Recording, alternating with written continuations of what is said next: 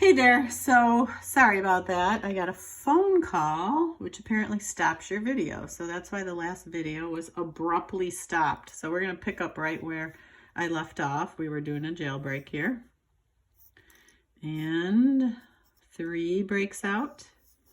And, oops, a 2 breaks out. So outside the jail, I'm gonna have a 3. Inside the jail, I still have 2 times 3. Minus,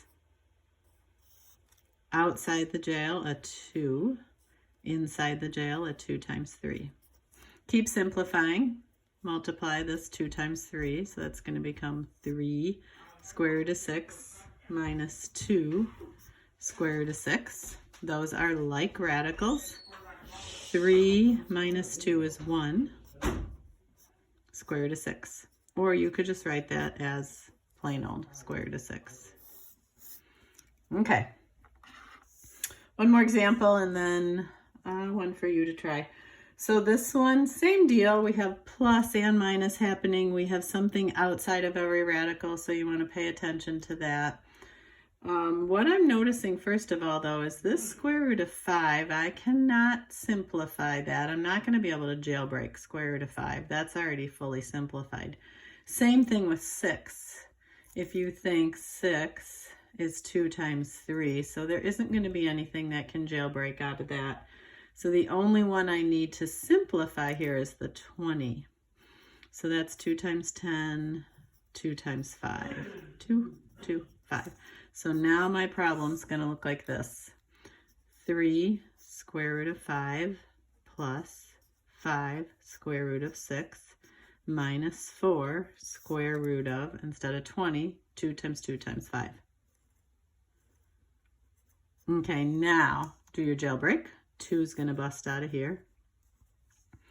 So 3 square root of 5. Notice I'm working down, keeping everything neat, recopying all of this so I don't get lost in the problem. Minus 4. 2 will also be on the outside, so everything outside the jail gets multiplied, times the square root of 5. 5 is stuck in jail.